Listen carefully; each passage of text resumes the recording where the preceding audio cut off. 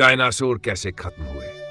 असली कहानी आमतौर पर हम यही सुनते आए हैं कि डायनासोर एक विशाल उल्कापिंड की वजह से खत्म हो गए। लेकिन अब एक अलग और कहीं ज्यादा डरावना सिद्धांत सामने आ रहा है। कई वैज्ञानिक मानने लगे हैं कि डायनासोरों को सिर्फ उल्कापिंड ने नहीं मारा, बल्कि उन्हें जानबूझकर जैसे क्लीन किया गया। यह सुनने में पागलपन लगता है, लेकिन सबूत धीरे धीरे इसी ओर इशारा कर रहे हैं। असल में उस उल्कापिंड के धरती से टकराने से लाखों साल पहले ही डायनासोर मरने लगे थे। लगभग 5 लाख साल पहले भारत के इलाके में स्थित डेक्कन ट्रैप्स नाम के विशाल ज्वालामुखी फटने लगे। ये ज्वालामुखी कोई मामूली नहीं थे। इनका लावा इतना ज्यादा था कि पूरे फ्रांस देश को 2 किलोमीटर मोटी परत में ढक सकता था। इससे हवा में कार्बन डाइऑक्साइड बहुत तेजी से बढ़ी।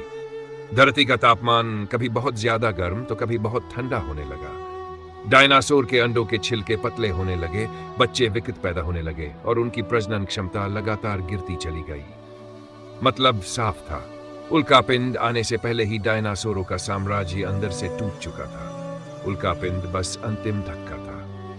कुछ वैज्ञानिक तो यहां तक कहते हैं कि धरती हर कुछ करोड़ साल में बुखार से गुजरती है और उस समय जो भी जीव सबसे ऊपर होता है उसे हटा देती है।